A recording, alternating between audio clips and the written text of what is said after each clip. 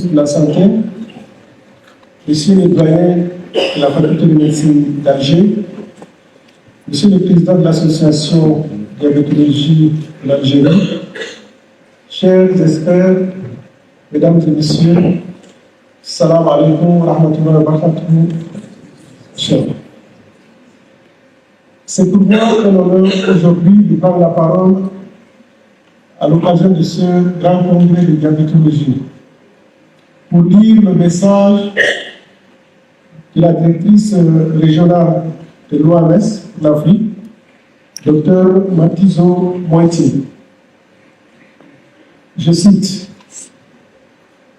le 14 novembre, la communauté internationale célèbre la journée mondiale du diabète. Cette journée a pour objectif de sensibiliser le public à la charge croissante de cette maladie et de mettre en lumière les moyens de la prévenir et de la prendre en charge. Le thème retenu pour l'édition de cette année est accès aux soins du diabète, tout comme l'année dernière. Cette année, en revanche, l'accent est mis sur la prévention du diabète, en particulier le diabète de type 2, qui est associé à des facteurs de risque connus, dont certains peuvent être réduits par nos communautés, à condition qu'elles aient accès à des informations correctes. Les facteurs de risque prédominants incluent le surpoids, l'absence d'activité physique régulière, une alimentation riche en sucre, en sel, en graisse, notamment chez les individus ayant des antécédents familiaux de la maladie. Au niveau mondial, le diabète fait partie des 10 premières causes de décès dans la région, dans notre région. On dénombre actuellement 24 millions d'adultes vivant avec cette maladie. Et selon les estimations, ce nombre devrait augmenter de 129% pour s'établir à 55 millions d'adultes d'ici 2045. Le diabète a provoqué 416 000 décès dans la région l'année dernière et devrait devenir l'une des principales causes de mortalité dans la région d'ici 2030. Le diabète peut entraîner des répercussions sur l'ensemble du corps humain et en l'absence de la prise en charge adéquate, les personnes atteintes de cette maladie courent le risque de développer des complications graves potentiellement mortelles. Cela se traduit par un besoin accru de soins médicaux, une réduction de la qualité de vie et un risque accru de décès prématuré, c'est-à-dire du décès à très jeune. Cette situation fait porter un lourd fardeau aux personnes atteintes de cette maladie, de même que leur famille par rapport à la prise en charge et notamment à la lourde charge de la famille.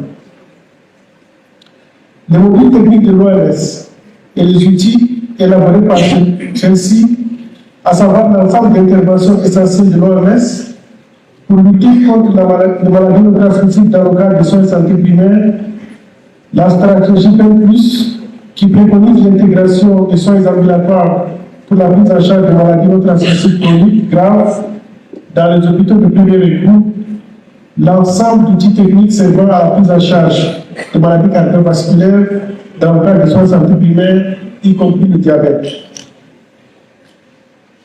Le diabète doit être pris au sérieux, non seulement par les personnes vivant avec la maladie ou présentant le risque élevé de cette maladie, mais aussi par les professionnels de la santé et les décideurs.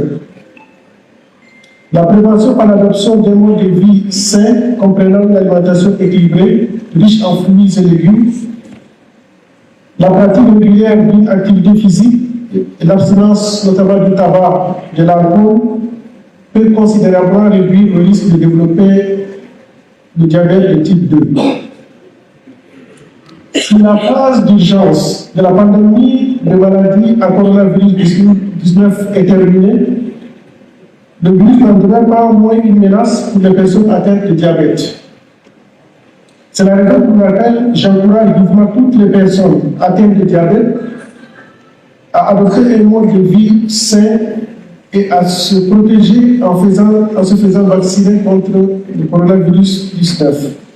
En ce jour, j'exhorte le gouvernement à investir dans la prévention du diabète et à œuvrer pour que les médicaments antidiabétiques, oraux essentiels, notamment l'insuline, les glucosamines, les banderoles réactifs, soient accessibles à toutes les communautés.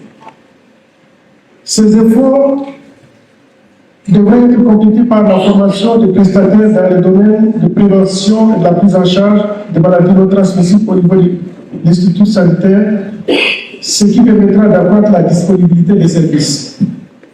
Je sollicite également le gouvernement qu'ils adoptent et adaptent les objectifs établis au plan mondial concernant le diabète au titre des efforts visant à renforcer et à surveiller les mesures prises contre le diabète dans le cadre des programmes nationaux de lutte contre les maladies non transmissibles.